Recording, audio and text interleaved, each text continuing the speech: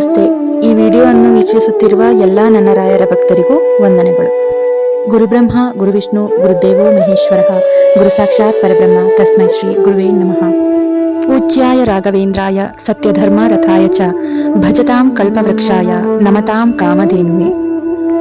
ಮೊದಲಿಗೆ ನನ್ನ ಗುರುರಾಯರಿಗೆ ವಂದಿಸುತ್ತಾ, ಶ್ರೀ ಕೃಷ್ಣಾವಧೂತರು ರಚಿಸಿರುವ ಶ್ರೀ ರಾಘವೇಂದ್ರ ಅಕ್ಷರ ಮಾಲಿಕಾ ಸ್ತೋತ್ರದಲ್ಲಿ ಇವತ್ತು ನಾವು 9ನೇ ಸ್ತೋತ್ರವನ್ನು ತಿಳಿದುಕೊಳ್ಳೋಣ. ರುದ್ಧಂ ಯಶಸ್ತೆ ವಿಭಾತಿ ಪ್ರಕೃಷ್ಟಂ ಪ್ರಪನ್ನಾರ್ತಿ ಅಂತರ್ ಮಹೋಧಾರಭೋ ಶ್ರೀರಾಘವೇಂದ್ರಾರ್ಯ ಶ್ರೀರಾಘವೇಂದ್ರಾರ್ಯ ಶ್ರೀರಾಘವೇಂದ್ರಾರ್ಯ ಪಾಹಿ ಪ್ರಭೋ. ಕೃಷ್ಣಾವಧೂತರು ರಚಿಸಿರುವ ಅಕ್ಷರ ಮಾಲಿಕೆಯಲ್ಲಿ ರೂಕಾರದಿಂದ ಮತ್ತೊಂದು ಸ್ತೋತ್ರವನ್ನು ಮಾಡುತ್ತಾ, ರುದ್ಧಂ ಯಶಸ್ತೆ ವಿಭಾತಿ ಪ್ರಕೃಷ್ಟಂ ಪ್ರಪನ್ನಾರ್ತಿ ಹಂತರ್ ಮಹೋದಾರಭೋ. ರುದ್ಧಂ ಯಶಸ್ತೆ, ನಿಮ್ಮ ಯಶಸ್ಸು, ನಿಮ್ಮ ಕೀರ್ತಿ, ನಿಮ್ಮ ಶ್ರೇಷ್ಠವಾದ ಕೀರ್ತಿ ತುಂಬ ದೊಡ್ಡದು.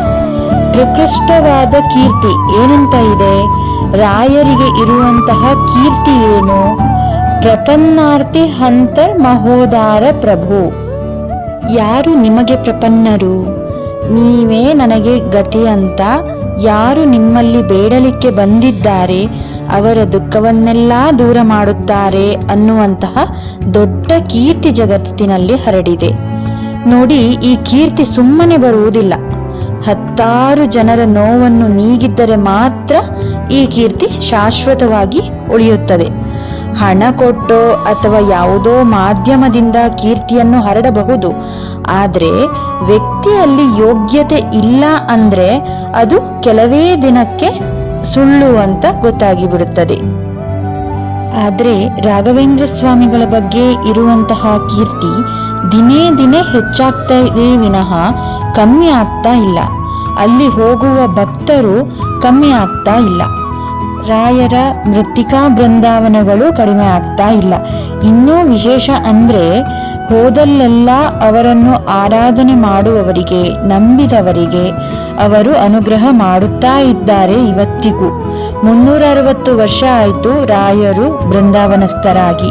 ಇವತ್ತಿಗೂ ಮೂಲ ಬೃಂದಾವನ ಇರಲಿ. ನನಗೆ ಅಲ್ಲಿಗೆ ಬರುವಂತಹ ಅನುಕೂಲವಿಲ್ಲ, ಅನಾರೋಗ್ಯ ಇದೆ. ನನ್ನ ಮನೆಯ ಸಮೀಪದಲ್ಲೇ ಇರುವ ಮೃತ್ತಿಕಾ ಬೃಂದಾವನಕ್ಕೆ ಹೋಗಿ ನಾನು ಪ್ರದಕ್ಷಿಣೆ ಹಾಕಲು ಸಾಧ್ಯವಿಲ್ಲ.